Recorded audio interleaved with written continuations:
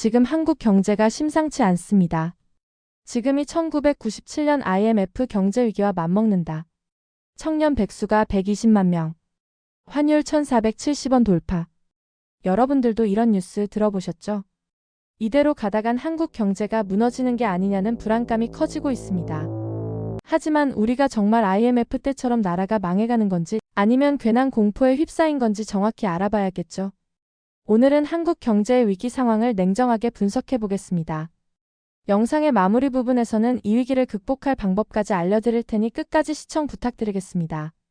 그럼 지금이 진짜 IMF 수준의 경제 위기일까요? 1997년 IMF 위기 때는 외환보유고가 바닥나면서 나라 전체가 부도 위기에 몰렸습니다. 하지만 지금은 다릅니다. 현재 한국의 외환 보유액은 약 4천억 달러 수준으로 IMF 때와 비교하면 안정적이라고 볼 수 있습니다. 그렇다면 왜 사람들이 IMF급 위기라고 하는 걸까요? 몇 가지 이유가 있습니다. 첫 번째, 환율 폭등.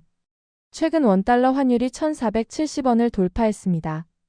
이는 원화 가치가 그만큼 떨어졌다는 뜻이죠. 원화 가치 하락이 계속되면 수입 물가가 오르고 이는 곧 물가 상승으로 이어집니다.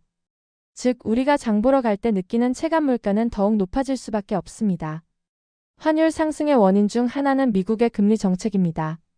미국이 금리를 계속해서 올리면서 달러가 강세를 보이고 상대적으로 원화 가치는 하락하는 구조가 형성된 것입니다. 게다가 국내 경기 둔화, 외국인 투자자들의 이탈 등 다양한 요인이 겹치면서 환율이 가파르게 오르고 있습니다. 두 번째, 소비 위축과 중산층의 지갑 닫기. 경제가 어려워지면서 중산층도 씀씀이를 줄이고 있습니다. 외식, 쇼핑, 여행 같은 소비가 줄어들면 결국 자영업자들과 기업들의 매출도 감소하게 되죠. 그 결과 기업들은 비용 절감을 위해 구조조정을 시작하고 실업률이 증가하는 악순환이 반복됩니다. 특히 자영업자들의 피해가 심각합니다. 코로나19 이후 회복세를 보이던 자영업 시장이 다시 타격을 받고 있으며 높은 임대료와 인건비 부담까지 더해지면서 폐업하는 가게들도 늘어나고 있습니다. 세 번째, 청년 실업 120만 명 돌파. 현재 청년층 실업률이 급등하며 청년 백수가 120만 명을 넘어섰다는 통계도 나왔습니다. 좋은 일자리는 점점 줄어드는데 기업들은 불확실성 때문에 신규 채용을 꺼리고 있습니다. 취업을 준비하는 사람들 입장에서는 정말 답답한 상황이죠. 청년 실업 문제는 단순히 취업을 못하는 것에서 끝나지 않습니다. 소득이 없는 청년들은 소비를 줄이게 되고 이는 내수 시장 위축으로 이어집니다.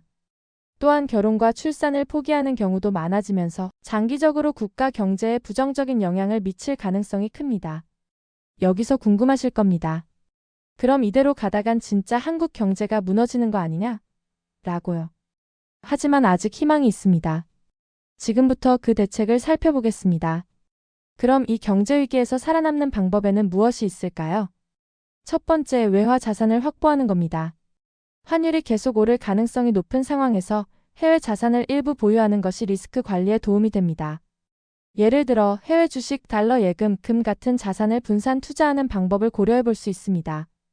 최근 금값도 상승세를 보이고 있습니다.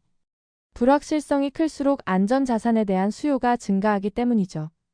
따라서 포트폴리오를 다변화하는 것이 중요합니다. 두 번째, 새로운 수익원을 찾아라. 기존의 직장 월급만으로는 생활이 어려운 시대입니다. 부업, 프리랜서, 온라인 비즈니스 등 다양한 수익 모델을 만들어야 합니다. 특히 AI, 디지털 콘텐츠, 해외 무역 관련 사업이 앞으로 유망할 것으로 보입니다. 예를 들어 온라인 강의, 전자책 출판, 해외 직구 대행 등은 초기 비용이 적으면서도 수익을 창출할 수 있는 좋은 방법입니다. 경제가 어려울 때일수록 새로운 기회를 찾아야 합니다. 세 번째, 절약과 현금 확보. 이럴 때일수록 지출을 줄이고 비상자금을 마련해야 합니다. 불필요한 소비는 최대한 줄이고 가계부를 작성하면서 재정을 철저히 관리하는 습관이 필요합니다. 특히 대출이 많은 분들은 지금부터라도 이자를 줄일 수 있는 방법을 찾아야 합니다. 금리가 높은 대출부터 먼저 상환하고 가급적 추가 대출은 피하는 것이 좋습니다. 지금까지 한국 경제의 위기 상황과 우리가 대비할 수 있는 방법에 대해 이야기해봤는데요. 여러분은 지금 한국 경제에 대해 어떻게 생각하시나요? 그리고 이 어려운 시기를 어떻게 극복할 수 있을지 여러분의 의견을 댓글로 남겨주세요. 그리고 돈과 관련된 모든 정보를 빠르게 받고 싶다면 구독과 알림 설정도 꼭 부탁드립니다. 앞으로도 유익한 정보를 계속 전해드릴 것을 약속드리겠습니다. 오늘 영상도 시청해 주셔서 감사드리며 다음 영상에서 뵙겠습니다.